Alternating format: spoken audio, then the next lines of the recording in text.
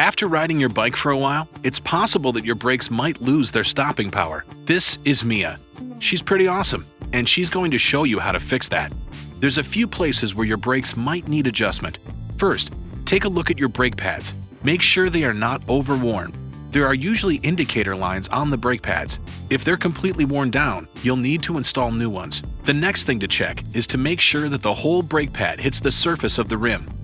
If the brake pad isn't positioned properly, use a 5mm Allen wrench to loosen the nut on the back of the brake pad. Adjust your pads so they're perfectly centered and aligned with the rim. One trick is to push the brake arm toward the rim to hold the brake in place. Once it's centered, slightly tilt the pad so that the leading edge contacts the rim just before the back. This will prevent that annoying squealing noise when you're slowing down. Now screw the brake pad in place, making sure it doesn't move as you tighten. Next, you want to make sure that the brake pads hit the rim at the same time. If they don't, you'll need to adjust the tension. The brakes on your She-Devil have spring tension adjustment screws on each brake arm. You'll need a Phillips screwdriver for this part.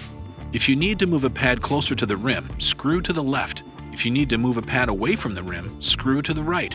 We recommend starting with the pad closest to the rim, moving it slightly back, but you may need to adjust both to get the same point of contact. The other place you might need to adjust is at the brake lever. If you can pull the lever all the way down to the grip, you'll need to adjust the cable tension. To add more tension to the brake cable, spin the barrel adjuster counterclockwise. As you turn, you should notice the brake pads getting closer and closer to the rim. Stop when the pads are set about 5mm from the rim. Once you've done that, spin the locking ring clockwise until it's flush with the brake lever. As a final check, pick the wheel up and spin it. It should pass through the brake pads without rubbing. Now squeeze the brake lever to make sure the wheel stops quickly.